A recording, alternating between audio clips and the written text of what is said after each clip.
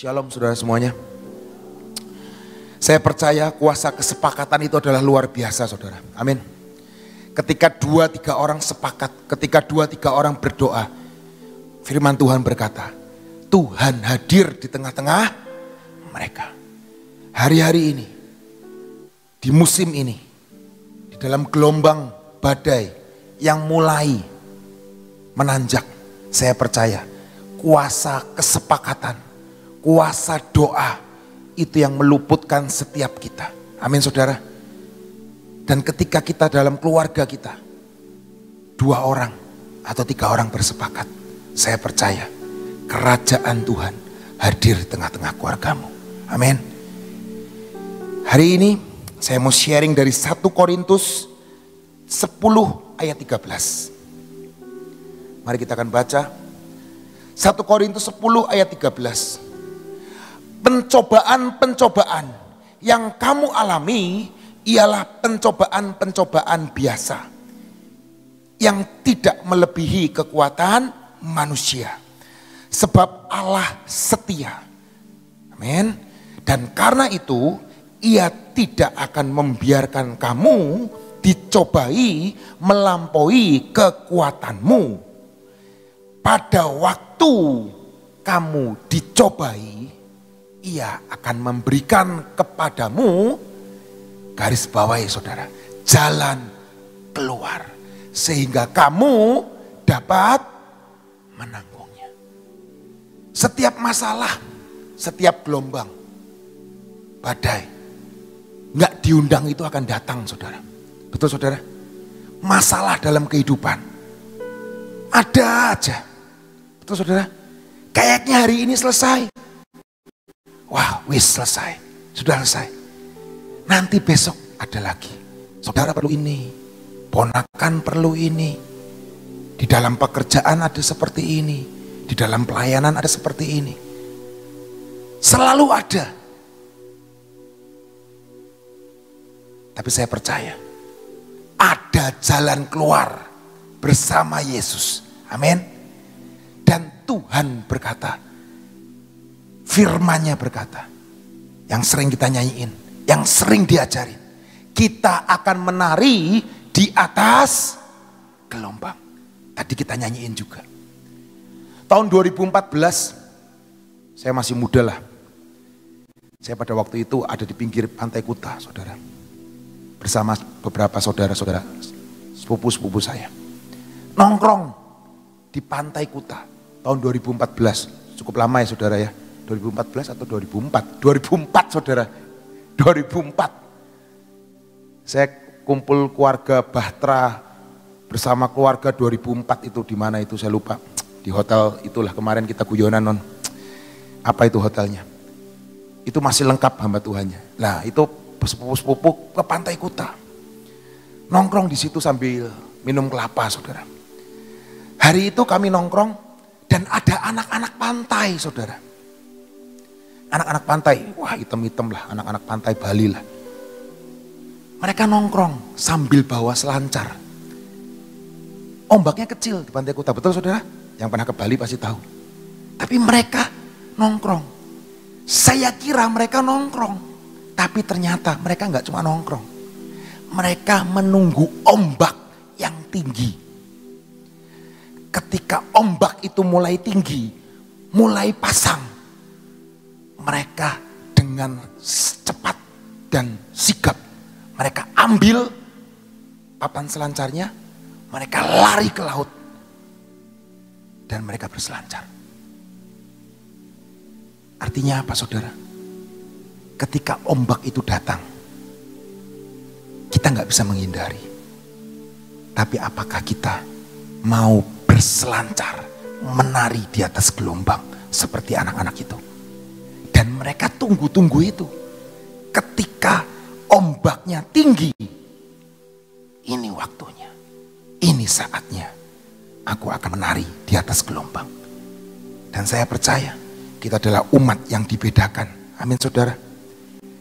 Seringkali kita menghindar dari masalah. Bahkan ada orang yang berkata, wislah tutup mata. Diam aja. Hati-hati saudara. Kadang-kadang diam itu bukan emas loh. Diam itu cuma kuningan. Bahkan saya berkata, banyak warna kuning yang lain yang ngambang di kali itu lebih banyak gitu. Maaf, saya bukan ngomong jorok. Seringkali kita ngomong sebagai suami, sebagai istri, kita tutup mata. Anak udah biasalah. Tapi hari ini, ayo kita harus menari di atas gelombang. Dan saya percaya kita adalah umat yang dibenarkan. Kita ambil yang positif, kita buang yang negatif. Kita dengar yang positif. Kenapa nih istriku kok marah-marah terus nih? Jangan-jangan bukan dia yang salah. Jangan-jangan aku yang salah. Kenapa nih anakku kok gak betah di rumah? Kenapa nih anakku kok mainnya main game terus? Kenapa nih anakku kok main? Jangan-jangan orang tua kurang perhatian. Kenapa nih istriku atau suamiku pulang malam terus? Udah disediain makan, pulang malam terus. Hati-hati saudara. Kita ambil yang positif. Kita mulai perbaiki dan perbaiki. Karena saya percaya kehidupan kekristenan itu bukan kehidupan seperti Taurat. Kita gak bisa menghakimi sepanjang apa yang tahu kita firman. Tapi mari kita belajar dengan hati nurani yang tertuju kepada Yesus. Dan saya percaya kehidupan kita akan lebih baik lagi. Seringkali suami istri, anak orang tua, bahkan teman sepelayanan saling menghakimi dengan firman Tuhan. Percayalah saudara, firman itu terang. Betul saudara? Kita sudah terima pelita di awal tahun. Kita sudah terima yang namanya terang. Tapi kalau terang itu menyilaukan, apa yang terjadi? Kalau kita lihat lampu ini langsung ke mata kita, kita akan apa? Kita akan memalingkan wajah kita. Betul saudara? Tapi terang itu harus menerangi, bukan menyakiti. Amin saudara. Ketika terang itu menerangi, itu seperti lilin saudara. Filosofinya. Lilin itu dia menerangi ruangan, betul saudara? Tapi dia mengorbankan dirinya. Habis. Lilin itu habis loh. Maaf kata, biar lilin di rumah duka yang segede itu bakal habis gak? Habis saudara. Lilin itu mengorbankan dirinya supaya menerangi sekitarnya. Itu sama seperti Tuhan Yesus. Dia mati buat kita. Dia berkorban buat kita. Demi keselamatan. Demi jalan kita ini terang. Amin. Yesus sudah mati di kayu salib dan bangkit pada hari yang ketiga. Dia berkorban.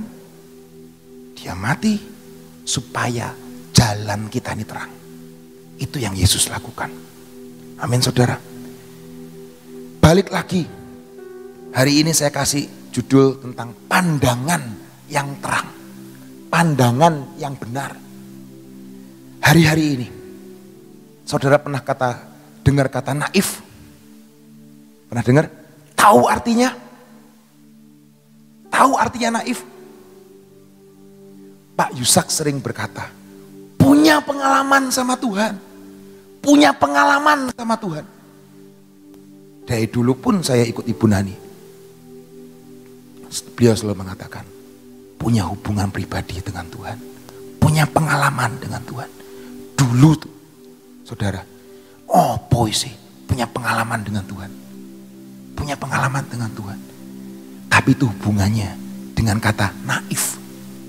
Saudara tahu, dalam kamus naif itu artinya apa? Naif itu adalah orang yang kurang berpengalaman. Orang yang artinya naif adalah kurang memiliki pengertian. Dan kurang dewasa. Dan ada lagi terjemahan lain. Naif itu artinya terlalu percaya kepada orang. Itu naif. Firman Tuhan berkata seperti ini. Amsal 22 ayat 3. Kalau orang bijak melihat malapetaka, bersembunyilah ia. Amin. Tetapi orang yang tak berpengalaman berjalan terus, lalu kena celaka. Ketika saya baca ayat ini, dulu saya baca ayat ini nggak ngerti. Tapi kalau Roh Kudus yang menerangkan, saya baru ingat semuanya. Pantesan tante saya, om saya selalu ngomong, hidup berpengalaman dengan Tuhan.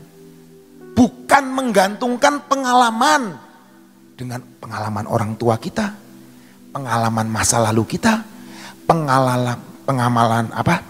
pengalaman dari orang lain. Tidak, saudara. Tapi hidup berpengalaman dengan Yesus. Itu yang jadi modal kita. Supaya kita nggak kena celaka. Jangan naif. Ngerti, saudara? Anak muda, bahkan mungkin orang tua, kedewasaan itu bukan masalah muda, bukan tua. Betul, saudara? Setuju nggak? Ada, saya banyak lihat anak muda yang pikirannya dewasa. Dan saya juga lihat orang tua pikirannya anak-anak. Bisa ngerti, saudara?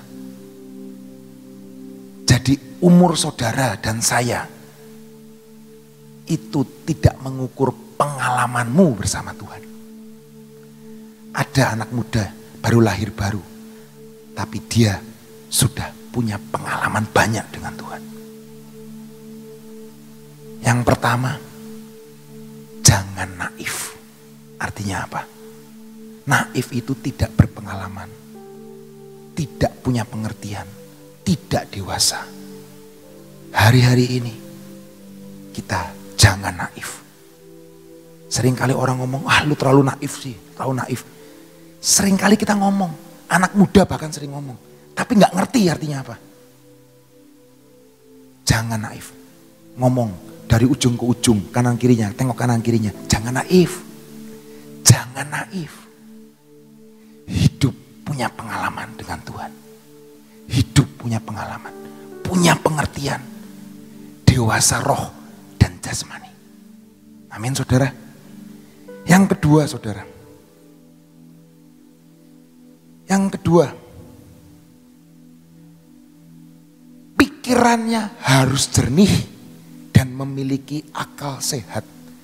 Ketika kita punya pandangan yang benar, kita pengen punya pandangan dalam kehidupan ini yang benar, kita ini harus punya akal sehat dan punya pikiran yang jernih. Kalau pikiran ini gak jernih, kalut, kita gak pakai akal sehat kita, yang jadi apa? Kita nabrak, hancur. Amin, saudara. Ayatnya kita mau baca. Amsal 3 ayat 21 sampai 26. Amsal 3 ayat 21 sampai 26. Hai anakku, janganlah pertimbangan dan kebijaksanaan itu menjauh dari matamu. Peliharalah itu, maka itu akan menjadi kehidupan bagi jiwamu. Amin.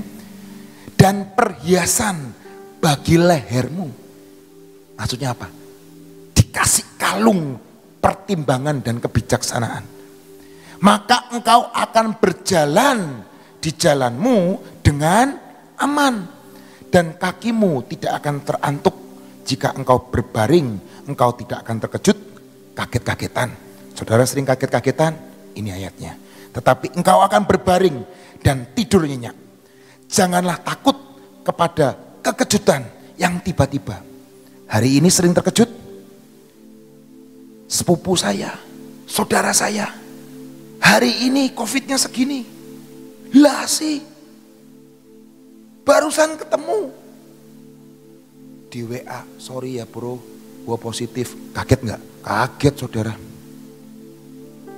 Barusan makan bareng sampai rumah, besoknya ngomong, sorry ya bro, sorry ya sis, hasil PCR gua bukan tes pack ya saudara ya. Kalau tespek mungkin masih, waduh, tambah ponakan, tambah sepupu atau gimana. Ini hasil PCR positif. Itu terkejut saudara, kaget. Betul? Jujur. Kaget enggak? Enggak cuma kaget kalau saya. Kalau barusan ketemu semeja, itu panas dingin. Kerasanan. Tenggorokan kok kayaknya kok sedikit sakit ya. Kok badan kok greges-greges ya. Jujur. Takut. Itu normal enggak? Normal saudara. Itu namanya manusia. Darah dan daging. Itu jiwa. Normal. Tapi hari ini firman Tuhan berkata, pikiran jernih, akal sehat. Pikiran jernih, akal sehat. Lanjut saudara. Akan berbaring dan tidur nyenyak. Janganlah takut kepada kekejutan yang tiba-tiba dan kepada kebinasaan orang fasik. Bila itu datang, karena Tuhanlah yang akan menjadi, Tuhan akan menjadi, ngomong kanan kirinya saudara, Tuhan yang jadi sandaranku. Amin. Dan akan menghindarkan kakimu dari jerat. Seringkali kalau habis kita dengar seperti itu, wah itu minum obat semuanya tuh, udah vitamin yang 2 hari gak diminum mungkin sekalian hari itu juga buat nubes utang yang kemarin. Betul gak saudara? Waktu kemarin habis gelombang 2, wah kan menurun kan saudara. Wah itu kadang-kadang istri saya dan saya gak minum vitamin, lupa. Tapi hari-hari ini, wah minum vitamin lagi. Kumur-kumur lagi. Cuci tangan lagi. Pulang dari kerja, ganti baju lagi. Jangan lengah saudara. Jangan lengah. Tapi percayalah, Tuhan yang menjadi sandaranmu. Pakai akal sehat. Pakai pikiran yang jernih. Jangan main hajar. Saturasi turun, langsung beli oksigen misalnya. Waduh. Saturasi turun, wah langsung ngamprak beli semua. Kemarin di grup, ini ada obat batuk herbal. Wah istri saya langsung ngomong, wah bakal nambah obat di rumah dah.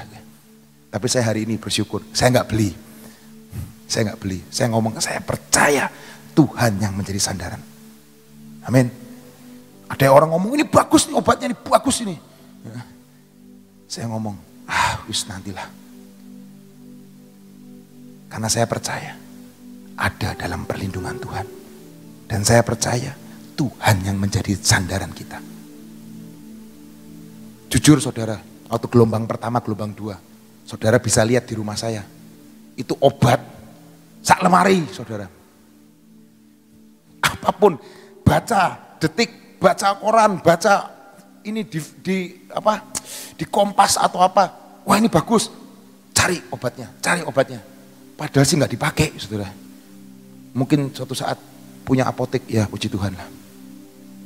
Tapi saya percaya semuanya ada dalam rencana dan kehendak Tuhan. Amin saudara. Selanjutnya Amsal 10 ayat 21. Bibir orang benar menggembalakan banyak orang, tetapi orang bodoh mati karena kurang akal budi. Bibir orang benar mengembalakan banyak orang, tetapi orang bodoh mati karena kurang akal budi. Kita semua diberi akal sama Tuhan, diberi pikiran. Semuanya boleh pegang kepalanya, semua boleh pegang kepalanya di dalam nama Yesus. Akal yang sehat, pikiran Kristus, pikiran yang jernih masuk dalam hidupku.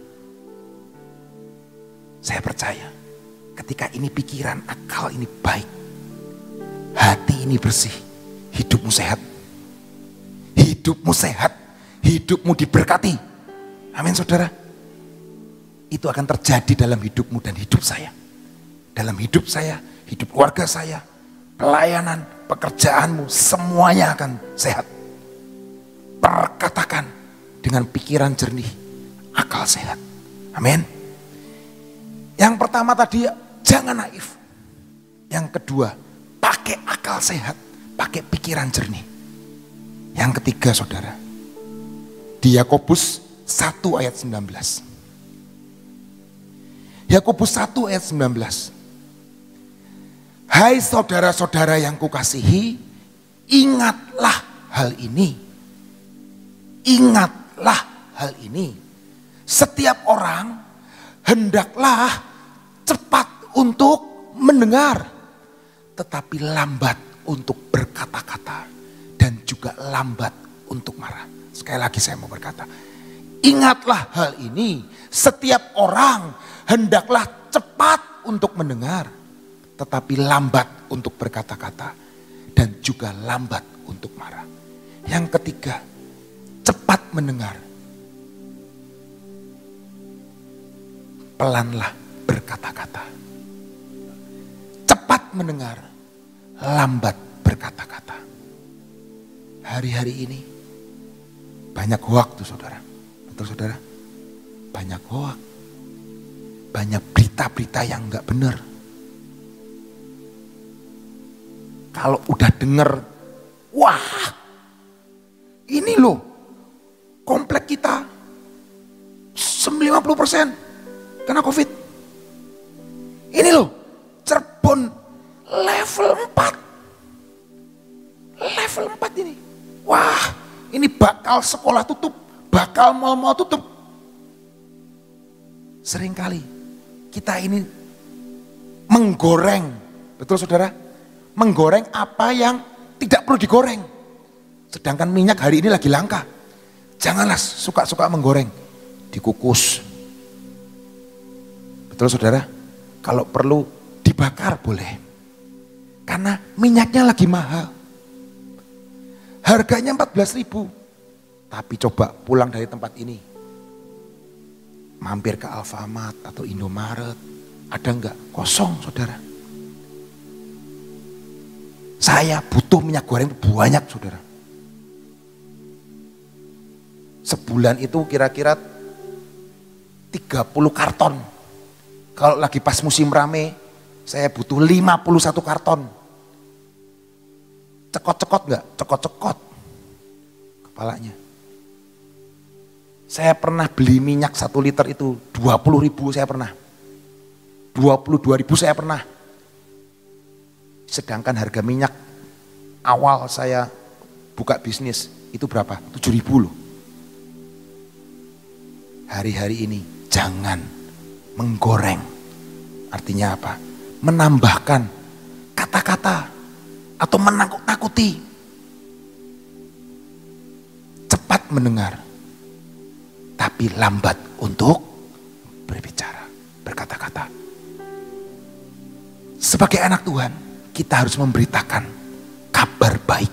Betul saudara? Karena firman Tuhan berkata, beritakan kabar baik. Bukan kabar yang negatif, tapi kabar yang positif. Kabar yang membangun. Amin.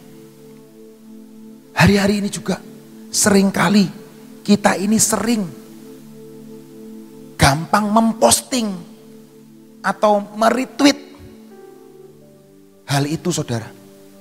Gak apa-apa, gak ada salahnya. Supaya like-nya banyak mungkin. Tapi kalau kabar yang kita nyatakan itu adalah kabar bohong, kita bersalah loh buat banyak orang. Hati-hati saudara. Terus ada lagi saudara. Kalau kita dengar khotbah atau kita dengar firman Tuhan, seringkali kita berkata, wah ini buat suami saya. Wah ini buat istri saya. Ini buat saudara saya. Tapi kita gak pernah ngomong, ini buat saya pribadi. Kalau dengar firman Tuhan, wah cepet-cepet masuk grup. Ini loh firmannya. Ini loh. Ini bagus nih. Ada yang salah enggak? Enggak ada yang salah dengan itu. Tapi permasalahannya seringkali, maaf, kita cuma jadi calo. Kita enggak pernah menghidupi kita nggak pernah mencerna firman itu. Dan kita tidak pernah berbuah. Sedangkan Yesus berkata, benih itu ditabur dan benih itu harus tumbuh dan harus berbuah. Dan buahnya itu yang akan dinikmati orang banyak. Bukan benihnya yang akan dinikmati. Salah nggak bagi firman kok grup? Nggak salah. Tapi sekali lagi, kita harus bijak. Kita harus bijak. Apakah kita sudah menjadi pelaku firman? Apakah kita sudah menumbuhkannya? Dan buahnya kita bawa untuk dinikmati oleh semua orang. Cepat mendengar, lambat untuk berkata-kata. Amin saudara. Dan saya percaya kehidupan kita akan menjadi buah buat banyak orang. Dan pandangan kita adalah benar. Yang terakhir, mungkin saya nggak akan panjangkan apa yang saya sharingkan hari ini. Yang terakhir adalah apa? Dengar apa kata Roh Kudus. Selesai saudara. Hari-hari ini,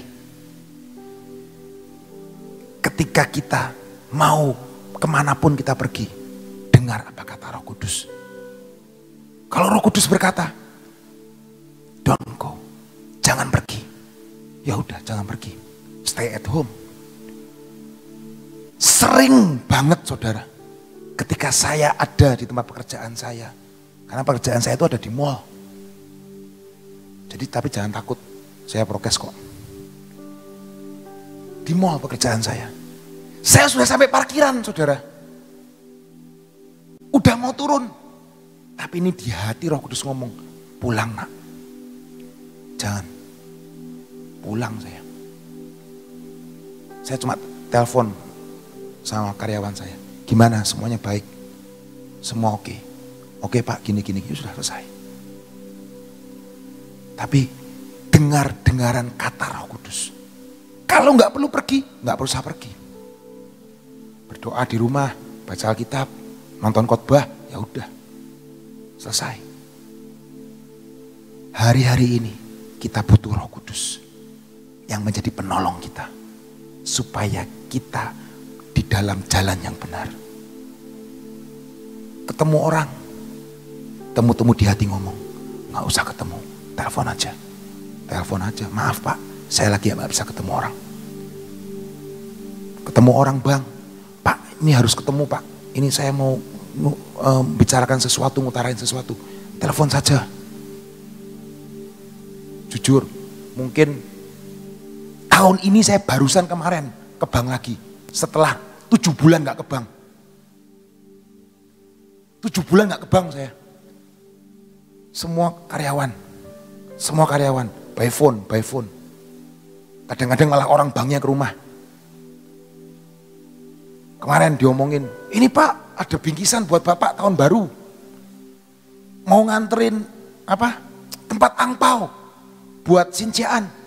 Bisa diambil pak, sambil kita mau ngobrol, wis kirim ke rumah saja, saya ngomong, kirim ke rumah saja. Nanti ada mbak saya, asisten rumah tangga saya yang akan menerimanya. Baik pak, terima kasih. Selesai saudara. Hari-hari ini jangan naif. Yang kedua, punya akal sehat, punya pikiran jernih. Yang ketiga, tadi berkata, cepat mendengar. Makanya 2 toh. Telinganya 2 toh saudara. Mulutnya 1. Kalau dibalik, bencana buat rumah tangga, bencana buat dunia, bencana buat pelayanan. Kalau mulutnya 2, telinganya 1, itu malah petaka saudara. Tapi Tuhan kasih telinganya 2. Dengar kanan, dengar kiri, disaring. Dengar apa yang baik. Yang terakhir, dengar Roh Kudus. Saya percaya saudara dan saya sudah banyak belajar tentang Roh Kudus. Suaranya lembut, suaranya ada di telinga kita, di hati kita. Bahkan mungkin di karyawan kita, dia bisa mengutarakan apa yang menjadi suara Tuhan. Raja Wali mungkin kita dengar, tapi percayalah burung gagak pun bisa kirim makanan buat Elia. Dengar suara Roh Kudus dan hidupmu akan berbuah banyak dan pandanganmu akan benar. Tuhan Yesus memberkati. Amin. Saudara, hari ini kita mendengar yang dinamakan rambu-rambu hidup, ya. Rambu-rambu itu pagar. Rambu-rambu itu kadang-kadang merupakan sesuatu warning buat kita. Saudara, kalau berjalan di satu jalan raya, apa yang terjadi? Kadang-kadang ada traffic light, itu rambu-rambu, ya. Nah, hari ini ada hal-hal yang kita sudah pelajari bagaimana dalam menghadapi akan kegelapan saat ini ada rambu-rambu yang Tuhan berikan. Selama kita berjalan di dalam rambu-rambu itu pasti selamat. Ya. Kalau saudara lihat ini saya jalan buru-buru nih, tapi ini sudah kuning, rambu-rambunya kuning. Kuning ini mau ke hijau atau mau ke merah? Ya berhenti dulu, jangan ini hijau, jadi saya terus jalan. Ternyata terjadi sesuatu, ya. Jadi seperti tadi pengalaman Luki, sudah sampai di mall, sudah sampai di parkiran, rasanya Tuhan nyuruh dia balik, ya. Dengar-dengaran, itu rambu-rambu, ya. Itu sesuatu hal warning buat kita. Hidup ini perlu rambu-rambu, ya. Ada yang memagari. Sehingga pagar itu akan membuat kita mencapai tujuan yang Tuhan rencanakan dalam hidup saudara dan saya. Amin. Yuk kita berdoa. Bapa, kami mengucap syukur untuk hari ini Tuhan. Hari terakhir dari minggu ini, di mana kami boleh menyembah Engkau selama 1 jam. Kami boleh mendengar akan firman-Mu. Kami boleh mendapatkan rambu-rambu yang daripadamu. Tuhan, terima kasih untuk semua yang Engkau sediakan buat kami setiap hari di tempat ini ya Tuhan. Terima kasih Bapak, Engkau menyediakan tempat yang baik, tempat yang nyaman untuk bisa mendengar firman-Mu dengan gratis Tuhan. Kami tahu ini semua karena anugerah-Mu. Terima kasih untuk tempat yang Kau berikan buat kami. Terima kasih untuk pujian dan penyembahan yang diberikan kepadamu oleh anak-anak-Mu Tuhan. Engkau memberkati akan setiap anak-anak-Mu yang melayani. Engkau memberkati setiap pemberitaan firman-Mu. Terima kasih Tuhan, biarlah tempat ini merupakan suatu tempat pelita yang boleh menyala dan kami ambil apinya dan kami bawa kemana Engkau inginkan kami pergi. Terima kasih dan terima kasih dan terima kasih. Dan saat ini Tuhan, tanamkan semua firman-Mu dalam hati kami supaya berbuah Tuhan, supaya kami benar-benar dapat melakukan bagian yang menjadi bagian kami. Saat ini juga Tuhan, banyak berita yang kami dengar. Tetapi satu hal kami minta kepadamu, buat kami berjalan tetap dalam rambu-rambu yang daripadamu, sehingga perjalanan kami selalu berhasil. Bapak, kami berdoa saat ini untuk pandemi yang saat ini kami mendengar banyak terjadi di kota ini. Tapi satu perkara kami tahu, Engkau menyediakan yang terbaik buat kami, kota kami dan negara kami serta dunia. Kami berdoa saat ini kami mau menerima daya tahan tubuh yang dari surga. Kami minta di dalam nama-Mu, turun atas kami satu persatu, dimanapun juga kami berada, di dalam nama Tuhan Yesus. Biarlah yang sakit disembuhkan, yang kurang kuat dikuatkan. Dan saat ini kami menerima daya tahan tubuh yang daripadamu.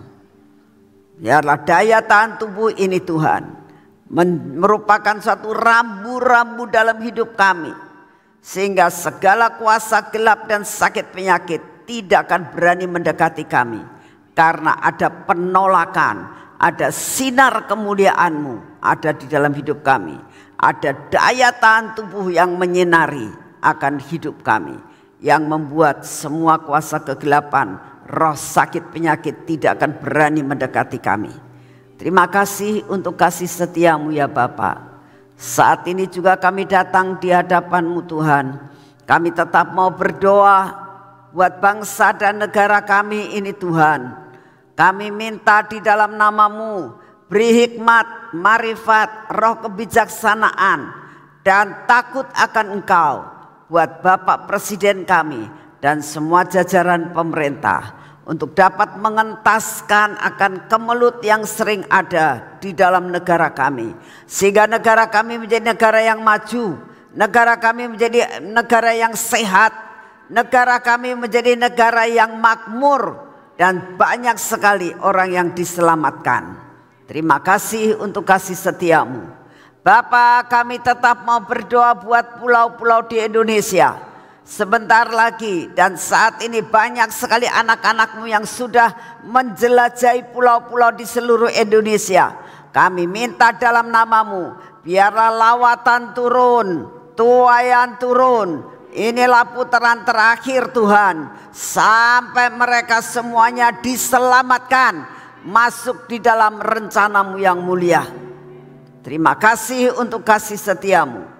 Kami mengucap syukur karena Kau sungguh amat sangat baik. Terima kasih Tuhan.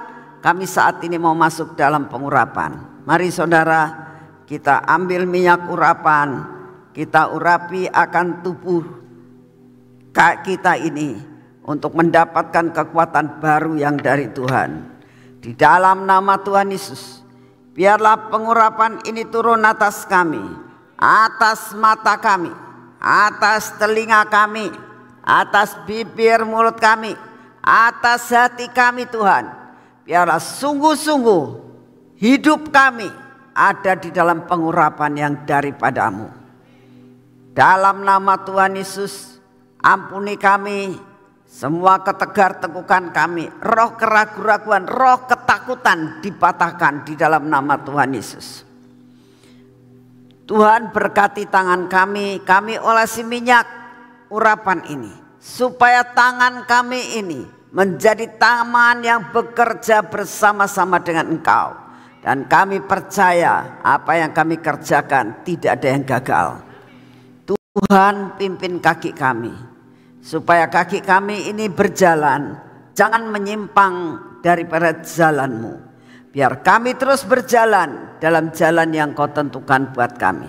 Terima kasih Bapak, hari ini kami bersama dengan Kau. Keluar dari tempat ini kami tahu pengurapan yang daripada-Mu turun atas kami. Kemana kami pergi, sinar kemuliaan-Mu menyertai kami. Di dalam nama Tuhan Yesus. Amin.